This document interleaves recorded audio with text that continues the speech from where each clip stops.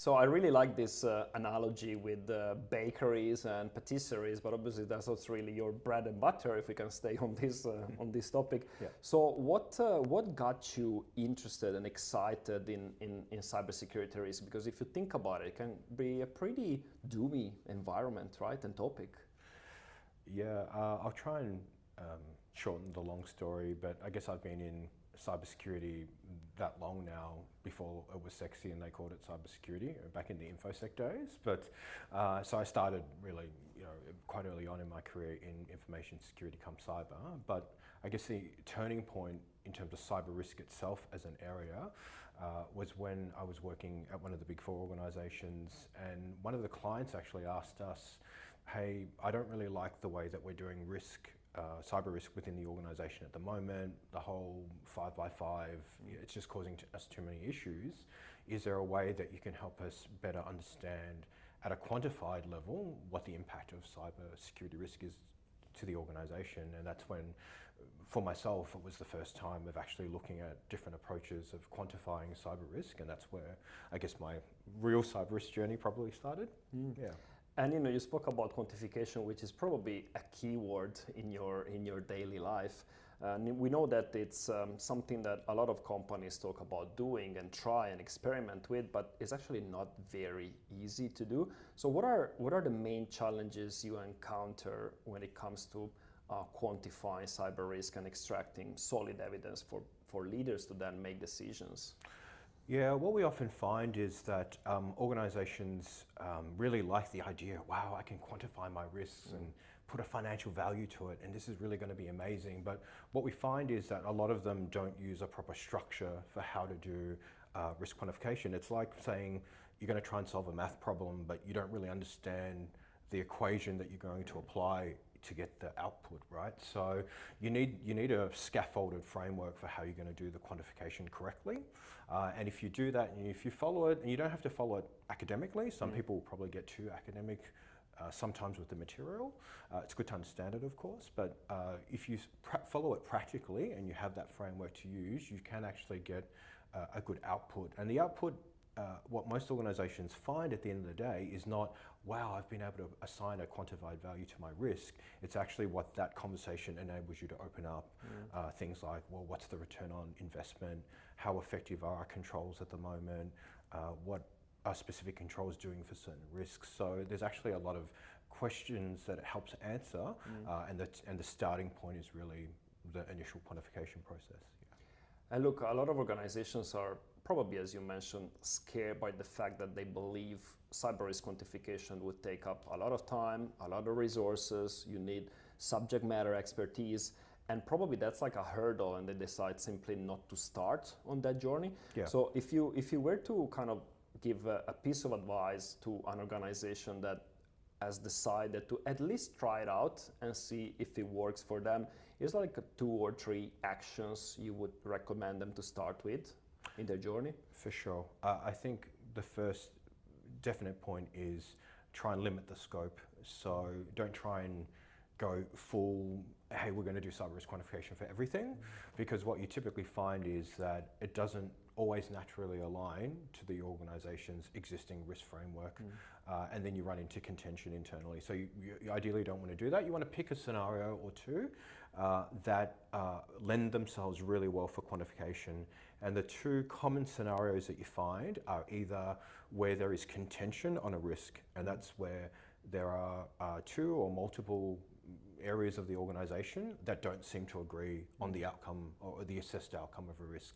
One part says it's really high, the other part says it isn't, and you don't really have a way of mediating through that. So scoping that particular scenario and using quantification as a way of getting different stakeholders to communicate is a really good initial application. Or what's often good is when CISOs are looking at generating a business case, and what they want to do is look at a particular key risk for the organization, and they want to hedge their security roadmap and strategy in alignment to that particular risk. So then quantifying that risk so they can use it to help explain and justify the investments that they might make for the organization moving forward is another really good area of using it. What is how important it is good communication when it comes to cyber risk management? Because I remember I kind of participated in a couple of your presentations. I was always impressed by how simple you made it for the audience, regardless of who the audience was. And we know that oftentimes in the cybersecurity industry, there's a bit of a communication challenge. Yeah. How important it is to be a good communicator besides having the right empirical evidence-based foundations? Yeah, I think that's a really great point, Ivano, and what we usually say is communication is really the most important part. It doesn't matter how much quantification, doesn't matter how good your results are from a quantification process. If you can't communicate them correctly, there's going to be a challenge. And communication is important because there's three aspects of communication. I guess there's a really important aspect of understanding who your target audience actually is. And there's a difference between communicating cyber risk quantification at a board level. There's a difference between communicating at an exec and audit risk committee level. And there's definitely a difference between communicating at an operational level. And each of those levels, even though the data might be the same data set that you're using, there's a different method for how you deliver the message around risk and the quantification of risk to those different areas and what they care about. But there's also a really important aspect of how congruent those lines of communication are. So if you're communicating one thing to the executive, but at the operational level, it doesn't line up to the same message, you're also going to run into problems when you do risk quantification. So the ability to sort of elevate it up and down between those communication layers is also really important. So obviously, we spoke about, very interestingly, you spoke about communication with executives, and at the end of the day, probably when it comes to making cyber decisions, they're one of the most important audiences that you need to talk to. What are typically cases of pushback from executives when you kind of build your evidence, you present it to them? What are the main questions and challenges that they raise in that? Is that a lack of understanding usually? And obviously, I'm generalizing, but what are some of the main challenges that you face in that type of communication? Yeah, there's three buckets typically. The first bucket is they refute the data, right? So you do the quantification process, you take it to the exec or the board level, and you say this is the impact of the risk, right? This is what it works. The range of the impact of this risk is this million to this million, and they look at you and say that's not possible. Okay, and it's funny because if you look at an enterprise risk framework and you follow the typical matrix of how they do risk, and then there's a column that has the financial estimate, and you point, and you say, well, red means this, and it's the same value. They go, no, it's not the same thing, right? So one is they tend to refute the numbers, and then a really easy way of addressing that is ensuring that you have the right business stakeholders involved as part of your risk quantification process, right? And the stakeholders there, the risk owners typically can actually stand up and vouch to say, yeah, this is actually valid, right? The second problem is that they often say, well, we've spent a lot of money on cyber. Why should we spend any more money, or how do you justify asking for more money? So that's a problem between the linkage of security investments or investments in capabilities and controls to the actual risk. And unfortunately, what boards are used to receiving are, here's like 3 or 5 headline risks, and here's every single control and capability that we have, right? And it's difficult for them to correlate, well, where did the $1 million go and what did that actually do to the risk? Because from where I'm looking, nothing happened, right? Everything looks exactly the same as it did last report.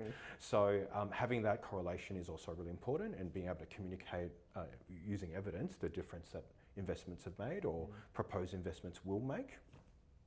And then the third thing is where they actually unload scenarios onto you. So they say, oh, this just happened at so-and-so organization.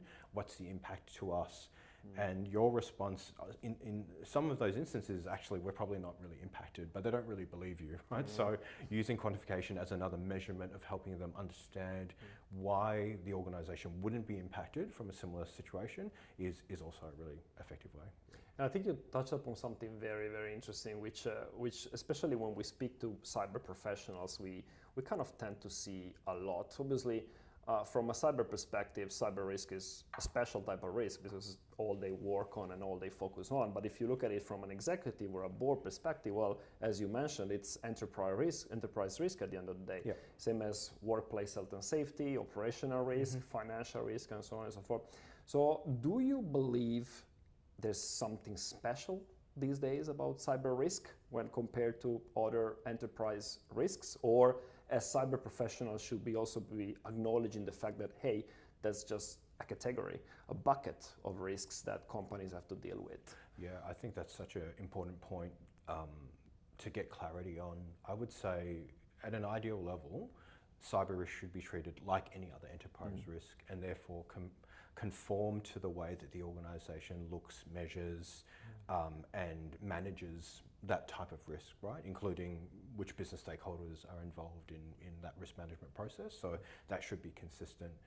The one thing that we stress is different about cyber risk and why there's certain additional or augmented approaches to doing the assessment of cyber risk is that there is an adversarial element to cyber risk that isn't necessarily present in other organization enterprise risks when they think about it, right? So if you have an operational failure, if you have a natural disaster, they're not really adversarial, they're things that just happen.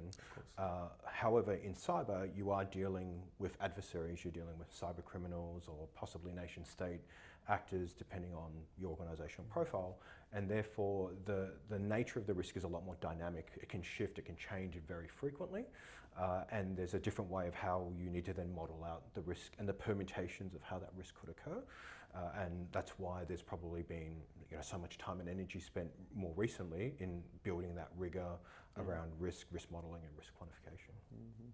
That's incredibly interesting.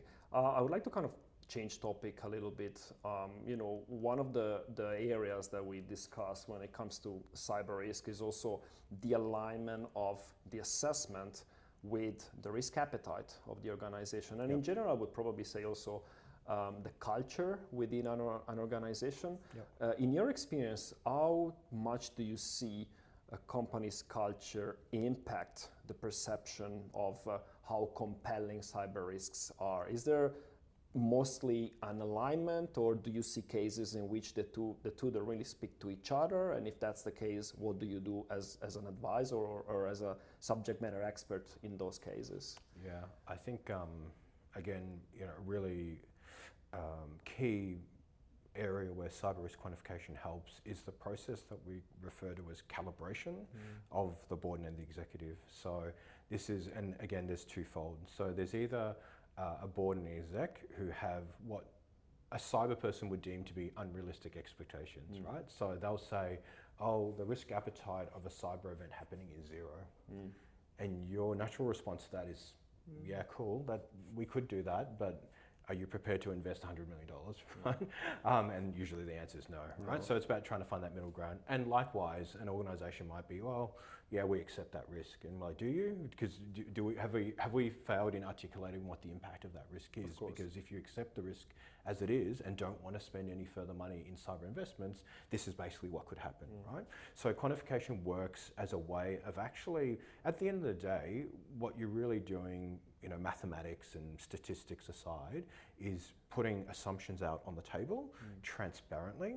So different people who have both different points of view, but also different areas of expertise can actually come together as a group, look at the open assumptions that are on the table, argue about them if you need to, but then ultimately agree and align on the measurements and then lock those in and move forward with a plan, right? Rather than work in ambiguity or numbers or people just sort of running off and doing assessments in isolation and coming back and saying, hey, everything's red. And people go, yeah, okay, if you say it's red, it must be red, so let's just go with that. I would like now to focus a little bit on the pre-quantification phase, because based on what we discussed and what you explained today, it sounds like obviously the data collection phase is fundamental, right? Because obviously even if you have a good framework and a good model to quantify your risks, if your input data is not good quality, you're going to get bad results or probably misleading results and so on and so forth. And as we know, in complex organizations, there could be a lot of potential entry points for data, a lot of potential data sources. So can you share some best practices for organizations to understand how do I go by collecting data? Should that be a collaborative effort? Is that best to have a centralized approach into collecting data? Should we workshop data collection, or should just be something that you pretty much send out an email to various risk areas and ask for the data? What's your view on the best practice in this space? Yeah, okay. One tip and then a few approaches maybe. So the first tip is don't strive for perfection on day one, right? Because that's the main mistake that a lot of initial quantifiers will try and do. They'll try and build this model and then get all the perfect data because they want the perfect output. So perfection, you're not going to achieve perfection or what we would call precision on day one, right? So start with a baseline and go, you know what? Whatever the numbers wash out to be, it's going to be better than a set of colors. Let's agree on that. Cool. All right. So now that we're all on that same page, let's look at what are meaningful sets of data and where we would get that data from. And the first thing to be able to do in that world then is to segment. There's a difference between collecting data to determine what the likelihood of the risk is, how frequently this risk might occur, and there's a difference between collecting data on the impact if the risk did occur, right? So it's really easy to start with impact first, and typically the people that can give you a lot of data on impact are actually the asset owners or the business owners of that particular risk, right? Cyber people will sometimes get hung up on the notion of reputational impact, right? Reputational impact, if this risk happened, the business would be in a lot of trouble, so naturally the risk is higher. Right? But if you actually frame the risk correctly and you work out who in the business actually owns the risk, because cyber rarely, if ever, own the actual risk, and you speak to that business stakeholder and you say, well, what would happen? Don't care about how it happens, but if it did happen, what would be the impact to the business? And you'd be surprised the number of times that the business stakeholder can actually quite clearly articulate what the impact to the business would be, how many customers we'd lose, what's the cost on recovering customers if we did lose them, all that sort of stuff. They actually have a lot of that data. So that's actually quite easy. On the likelihood side, there are a couple of different ways. So you can rely a lot on external data sources. So, organizations like OSCERT, like, ACSC, like other threat intelligence sources will have data on the frequency, the occurrences of certain types of attacks, etc. But often or not, this is where your IT and your IT security teams will typically have controls that are in place doing stuff where no one's really asked them about this type of information before. To actually go to them and say, so how often, based on the monitoring that we have in place, have you seen the occurrence of this type of attack, regardless of whether it's got through or not? How often have you seen it happening, right? So they're actually really good points. And the nugget there is, if you scoped your risk correctly and you go to your IT teams and you ask them how frequently something occurs, and they can't answer you, it usually means you don't have that control in place. Right? So that's a good way of identifying some of the control gaps as part of your risk modeling process. And kind of remaining a little bit on the collaborative efforts, we kind of seen over the years a little bit of a crisis of risk management functions within organizations. I do have a feeling that the kind of growing in importance of cybersecurity has kind of brought a little bit back some of the models that we used to use in risk management. And if you look at some of the standards that we use in cyber, I'm thinking of ISO 27000. Well, the risk management approach that is in 27000 is the same that was originally in 31000, right? So it's really traditional risk management approaches. Do you see moving forward potentially more collaboration between traditional risk functions in organizations and IT/cyber? How do you feel those dynamics will pan out in the future? Yeah, I think the really interesting part of that question, Ivano, is actually, if you take a step back, organizations, you have to ask the organization as a whole, how mature is your risk management function, right? And let's assume that's relatively mature. You're right, they'll follow a given number of different methodologies and frameworks to understand risk, and that's probably served the organization pretty well for the most part. And usually with most of those frameworks, including like ISO, there's a bucket, a box in the framework which is for risk analysis, right? And that's usually where it falls over, because traditionally for most risks around the organization, you probably didn't have to do a lot of analysis because the risk scenarios themselves were perhaps not super complicated, but in the world of cyber, they can be quite complicated. There can be a lot of different permutations. So what we're seeing is cyber step into that void and actually coming up with more robust ways of doing the analysis. And often as an organization, they look at that and they go, wow, the cyber guys actually have quite a sophisticated way of drilling through different risk scenarios. Maybe we should use that model across other parts of the organization, such as what's the impact of AI, or what about some of these newer and emerging operational issues that we might be seeing because we're using lots of cloud services or something along those lines, right? So we are seeing that incubation from cyber and then a pivoting to other aspects of operational risk within the organization. Thanks for that, Jason. I was thinking, obviously, in our audience encompasses mainly cyber professionals, but we do have a lot of junior or wannabe cybersecurity professionals that listen to our podcast. And I know that there's a lot of growing interest in the GRC space in general. Obviously, we've moved away from a pure technical cyber defense type of focus when it comes to cyber professions into encompassing areas like risk management, governance, compliance, and so on and so forth. So as a GRC professional, I wanted to kind of ask you, have you got any tips and suggestions for people that are trying to crack into this subset of cyber professions in terms of GRC? What are your suggestions for people to get into it? Yeah, I think especially people starting off their career at cyber and have seen professionals in the GRC space, and especially being often at speaking circuits, because a lot of the GRC people are the ones that are talking about business issues and headline cyber risks, so they often get the microphone more than some of your operational folk. Is that don't be afraid to take a foothold in a very technical or operational level role, right? Don't go, oh, well, that's not aligned to the GRC thing. I don't really want to do that. I want to get into a consulting firm, or I want to work for a place that does compliance and that sort of thing. In fact, what you probably find nowadays is that a lot of GRC professionals probably don't have a level of depth at a technical operational level. So sometimes when they make they're very good at understanding the risk, scoping risk, but when it comes to recommending how controls should be implemented, they sometimes don't have the depth. So as junior people, it is often useful to go through that technical route to build that technical foundation. So when you do eventually end up in GRC, and it will be an easier journey to pivot in, they actually have that domain of knowledge.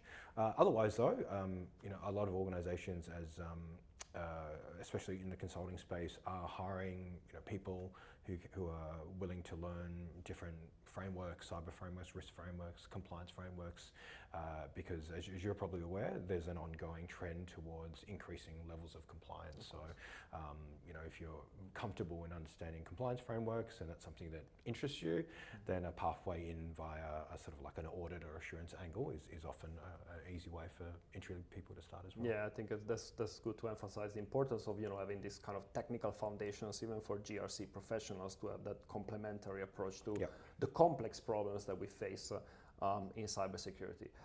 Jason, thank you so much for your time today. I think that's all the time we had for our conversation.